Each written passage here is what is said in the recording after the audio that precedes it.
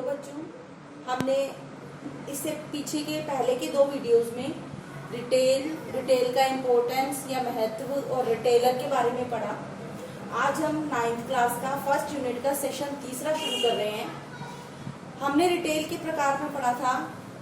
2 तरह के होते हैं रिटेल में, एक तो संगठित और असंगठित रिटेल और एक है स्टोर रिटेल और नॉन स्टोर रिटेल। तो मैंने आपको उसमें बताया था स्टोर में क्या होता है कि हम क्या करते हैं, किसी स्टोर या दुकान के माध्यम से ग्राहक को वस्तुएं बेचते हैं। और नॉन स्टोर में रिटेलर की कोई स्टोर कोई दुकान नहीं होती, बल्कि हम अन्य तरीकों से उसको ग्राहकों को वस्तुएं बेचते हैं। तो इस वीडियो में हम स्टोर रिटेल के प्रकार करेंगे, ये 4 प्रकार। तो स्टोर रिटेल जिसमें दुकानदार या रिटेलर किसी स्टोर या दुकान के माध्यम से वस्तुएं बेचता है। तो इसमें एक रिटेल जो है इसमें 4 प्रकार के रिटेलर होते हैं। पहला है इंडिपेंडेंट रिटेलर या फिर स्वतंत्र रिटेलर। ये रिटेलर अपनी मर्जी से स्वतंत्र आजाद होता है। स्वतंत्र रिटेलर क्या होते हैं, ये अपनी मर्जी से फैसले लेते हैं। ये अपने परिवार के सदस्यों के साथ मिलकर दुकान चलाते हैं या अपने साथ काम करने के लिए अन्य व्यक्ति रखते हैं। इसमें जो रिटेलर के जितने भी फैसले हैं वो किसी अन्य पर निर्भर नहीं होते।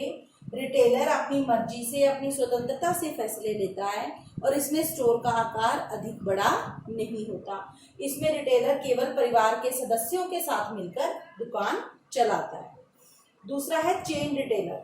चेन क्या होता है, चेन होता है आपने देखी होगी चेन थोड़ी बड़ी होती है, या बच्चे खेलते हैं चेन, उसमें क्या करते हैं सब बच्चे एक दूसरे का हाथ पकड़ते हैं। सेम ऐसा ही कि अगर किसी रिटेलर की 1 से अधिक 2 या 2 से अधिक दुकानें होती हैं उसे बोलते हैं चेन रिटेलर। इसमें एक व्यक्ति के पास अनेक दुकानों की एक चेन होती है, उसमें एक ही प्रकार की वस्तु तथा एक ही तरीके से या उसका जो दुकान का प्रकार होता है वो बिल्कुल सेम होता है, मिलता जुलता होता है, उस व्यक्ति को बोलते हैं चेन रिटेलर। जिसके पास 2 या 2 से अधिक दुकानें हों उसको बोलते हैं चेन रिटेलर। इसको कॉर्पोरेट रिटेल चेन भी कहा जाता है।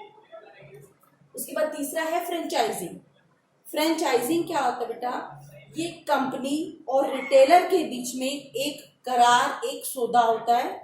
इसमें रिटेलर किसी कंपनी का या किसी अन्य व्यक्ति का नाम इस्तेमाल करके वस्तुएं और सेवाएं बेचता है और बदले में उसको क्या देता है, उसका नाम इस्तेमाल करने की फीस देता है।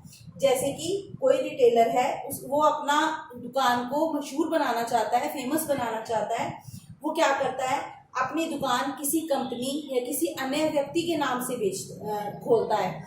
तो उसने उस कंपनी का नाम इस्तेमाल किया, बदले में उसको क्या देता है, एक फीस देता है, उसको बोलते हैं रॉयल्टी। इसमें जो रिटेलर है किसी अन्य कंपनी या व्यक्ति का नाम इस्तेमाल करके वस्तुएं बेचता है और बदले में उसे फीस देता है, और ये कंपनी और रिटेलर के बीच में एक करार या सौदा होता है।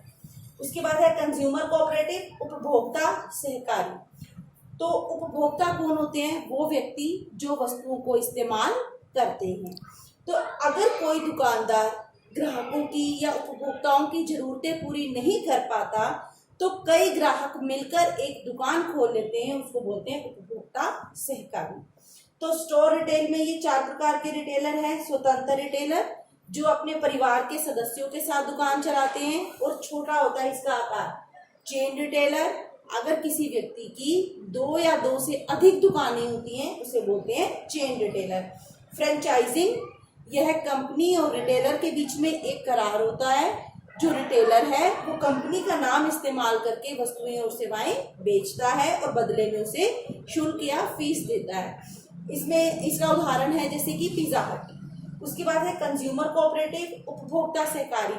अगर रिटेलर ग्राहकों की जरूरतें पूरी नहीं कर पाता तो कई ग्राहक मिलकर एक दुकान खोल लेते हैं, उसको बोलते हैं उपभोक्ता सहकारी। Thank you.